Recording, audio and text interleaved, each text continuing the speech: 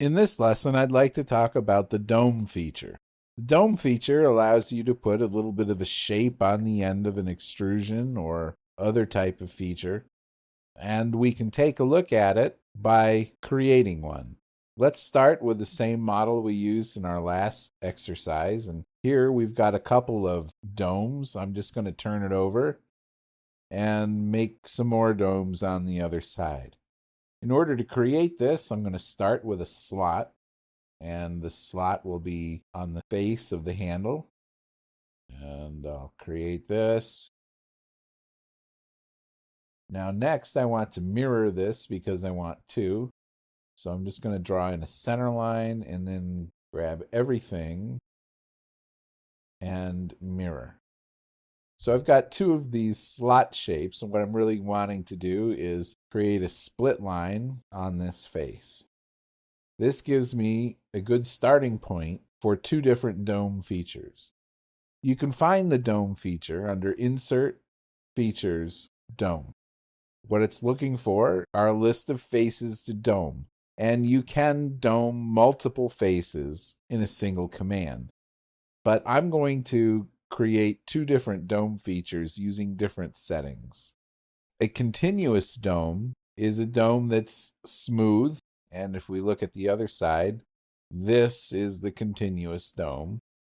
The non-continuous dome would be on this other side without the fillet. So first, let's create a continuous dome. Since on one side we removed material, on this side, just as an example, I'll add material. And let's bump it up a little bit. So this is material added using the continuous dome option. So it's tangent along all of the boundaries. Now let's do that again. I'll press Enter to reenact the last command, and I'll select this face and turn off the continuous dome. We'll use the same height and same other parameters here. There you can see the result of a non-continuous dome. So dome can be used to either remove material or add material. Now, it used to be that there was another feature that was very much like dome. It was called shape. Let's take a look at the shape feature. If you look in your Chapter 5 folder of your working files, your dome shape part will allow us to start looking at the shape feature. When you open any part that has a shape feature in it, SOLIDWORKS is going to give you this message. It says the shape feature is no longer supported in SOLIDWORKS 2010, okay, even though we're working in 2013. 2010 was the first release in which shape was no longer supported.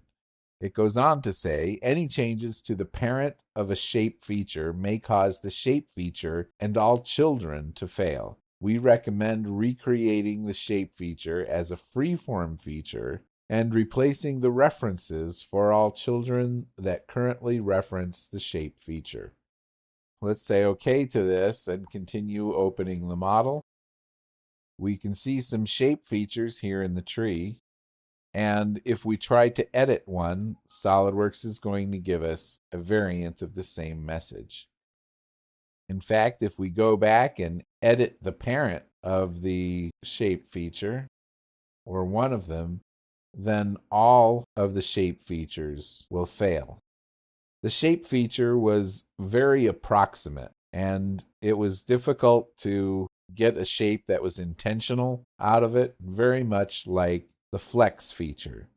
Dome is like that to some extent as well. But the rest of this part gives you a good idea of the range of things that you can get from a dome feature. Whereas one side was all shape features, the other side is all dome features. You have the difference between a continuous dome and the non-continuous dome on a circle. Here's a continuous dome on a rectangle and a non-continuous dome on a hexagon. Here's a continuous dome on the hexagon, and so on. You can even put dome features on non-planar faces. And of course, domes can add or remove material.